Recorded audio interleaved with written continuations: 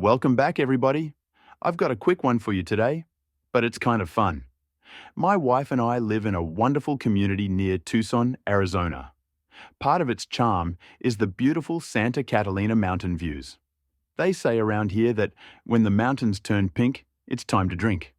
Anyway, I took a few pictures with my iPhone last night and wanted to test out the panorama feature in Affinity Photo 2. Well, as you can see, it turned out pretty good. Let me show you how I did it.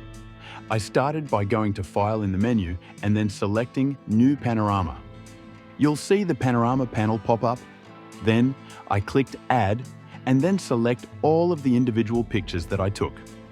Once the files are imported, I clicked Stitch Panorama, waited a few seconds for Affinity to do its magic, and then I clicked OK.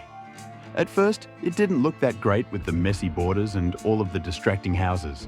So, I clicked on the crop tool in the left-hand toolbar and dragged the corner nodes and moved the crop box so as to focus on just the mountains. Then, I clicked Apply to Bake in those changes.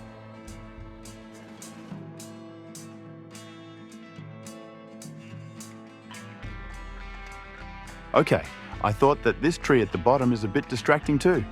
So I clicked on the square band-aid shaped patch tool in the left-hand toolbar and used my cursor to outline the tree, and then I dragged my cursor over another area of the mountains until it looked like a natural fit.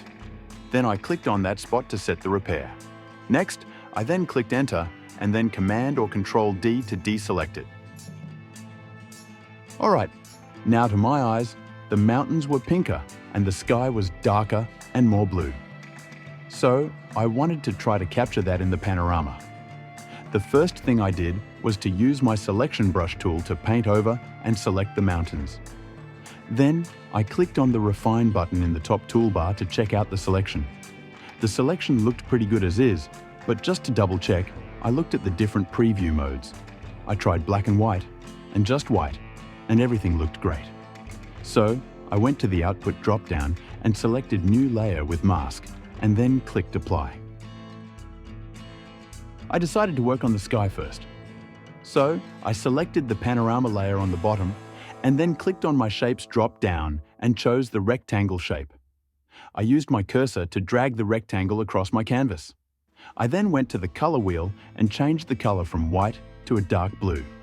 Next, with the shape layer selected, I clicked on the Layer Mask button at the bottom of the Layers panel. Then, I clicked on the Gradient tool in the left-hand toolbar and used my cursor to drag then gradient from top to bottom. This works to gradually blend the blue color nicely. Next, I wanted to get those mountains more pink. So, I clicked on the Adjustments button at the bottom of the Layers panel and selected the Curves adjustment. Now, to bring out the reds, I clicked on the drop-down that says Master and changed it to red. Then, I clicked on the line to add a node to the middle and then dragged the top half of the line up a bit from the center. At that point, I realized that my adjustment was not on the mountain cutout layer because it was below it in the stack. So, I dragged the adjustment layer up and dropped it onto the cutout layer. The last thing I wanted to do was to darken the whole image a bit. So, I went back to the Adjustments button and this time selected Brightness and Contrast. Then, I made sure that the adjustment was at the top of the layer stack to affect the entire image, and I lowered the brightness down a bit until it looked like what I remembered. And that's it. Short, but sweet. Now, I don't even have to wait until sunset to have a beer. I can just look at this lovely panoramic view and toss one back. Anyway, thanks for watching. If you learned something, please click those like and subscribe buttons. Have a great day, everyone.